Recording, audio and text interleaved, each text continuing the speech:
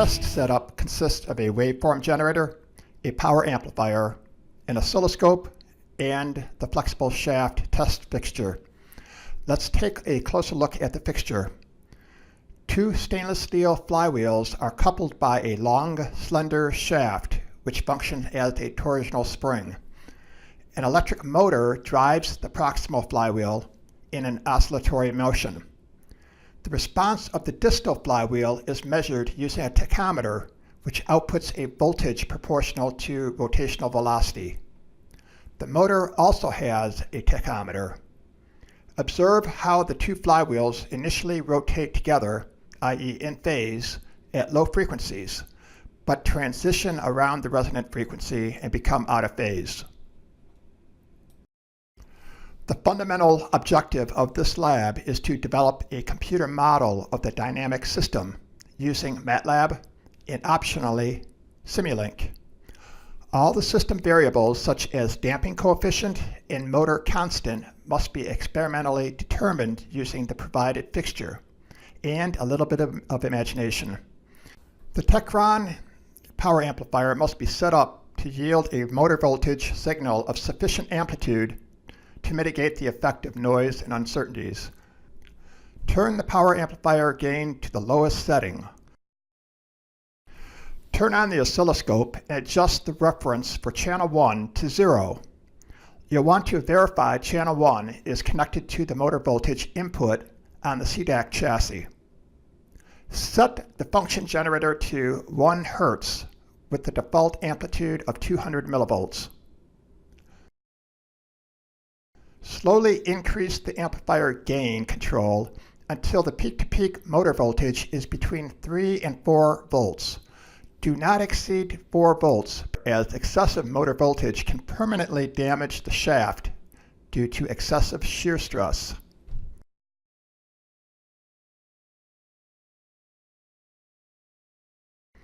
On the desktop, open the ME-X95 LabVIEW shortcut folder and select Flex Shaft Main.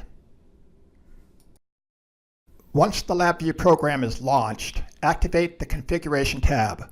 Navigate to the Function Generator port and use the pull-down to select the valid USB port to actually connect to the Keysight Function Generator. Next, verify the Function Generator is enabled using the adjacent toggle switch. LabVIEW communicates by USB with the Keysight Function Generator to set the frequency and amplitude of the sine wave. The output signal is amplified by the Techron power amplifier to drive the DC motor. Click the Frequency Response tab to view the main panel. The frequency sweep sequentially steps through a range of frequencies which is defined by the start, end, and step size field. At each frequency, the test may be replicated by a defined number of repetitions. Default is 5. A pause or delay between frequency increments is recommended to allow the system to attain steady state. Click the white arrow in the menu bar to run LabVIEW. Now press the Take Data button to start the frequency sweep test. The function generator should respond by setting the initial frequency. The various signals are plotted in LabVIEW along with the construction of the Bode plots as the frequency is sequentially incremented over the defined range. The frequency sweep will take several minutes to run, so be patient.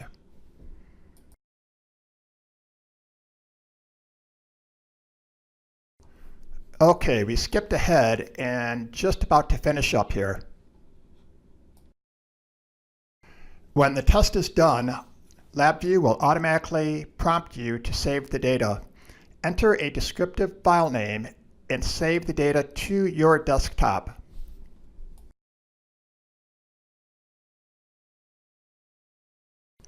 Use your results to identify a narrow band around the resonant frequency. Rerun the frequency sweep over the refined range using a small step size for improved resolution.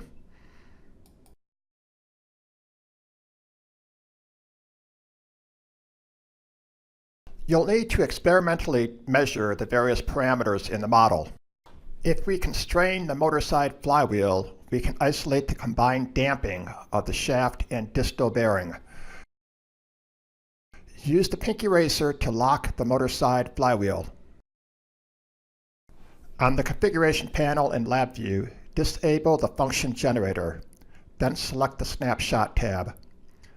Set the duration to around 10 seconds. For clarity, disable the voltage and current plots. Gently rotate the flywheel and release. Immediately click the Take Data button. The flywheel will oscillate with progressively smaller amplitude. When done, save the data to the desktop using a descriptive file name. Use the tachometer curve to determine the combined damping. Using a similar approach, isolate the damping effect of the motor and shaft by locking the distal flywheel with the pinky eraser. Disconnect the motor leads to prevent backdriving the system. As previous, click the Take Data button on the Snapshot panel. Then gently rotate and release the motor flywheel. Notice the oscillation rapidly decays. Save the data to the desktop for analysis.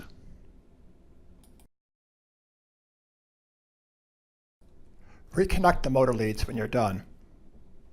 Let's examine the system without the effects of shaft damping.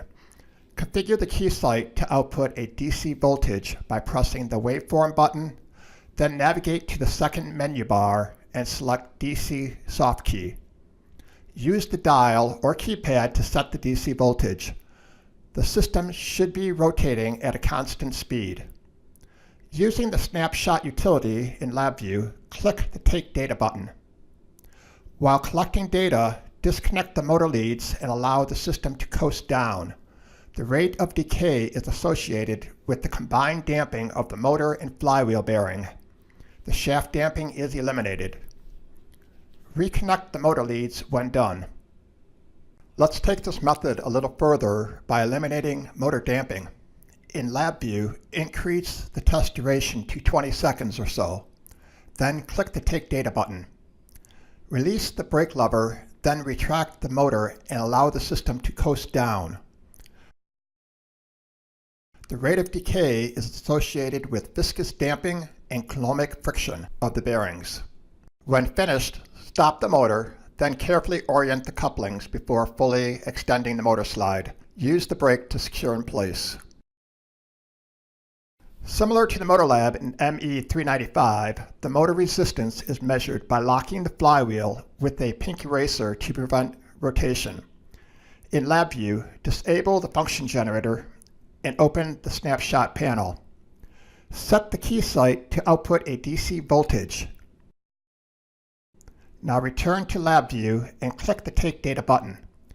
Use the measured motor voltage and current to determine motor resistance.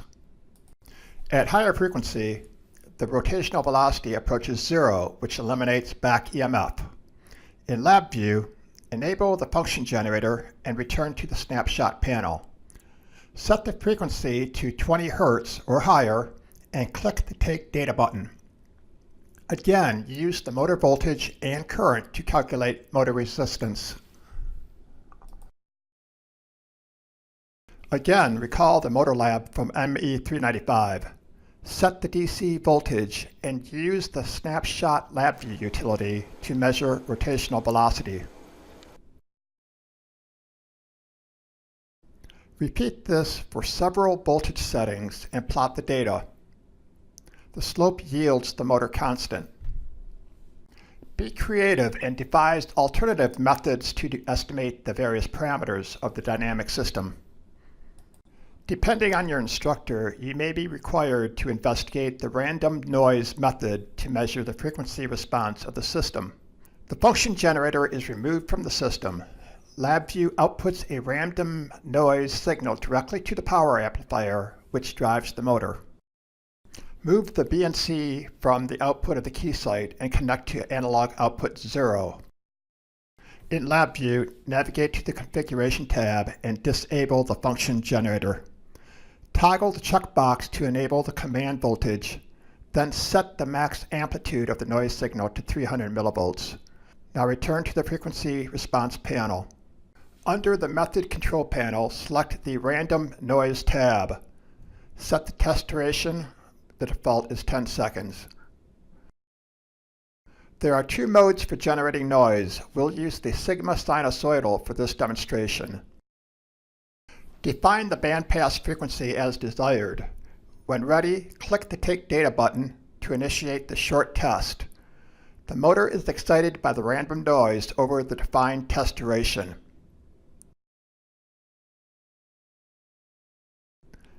An FFT of the input and output signal is used to construct the Bode plots. Edit the axis limits to zoom to the frequency range of interest.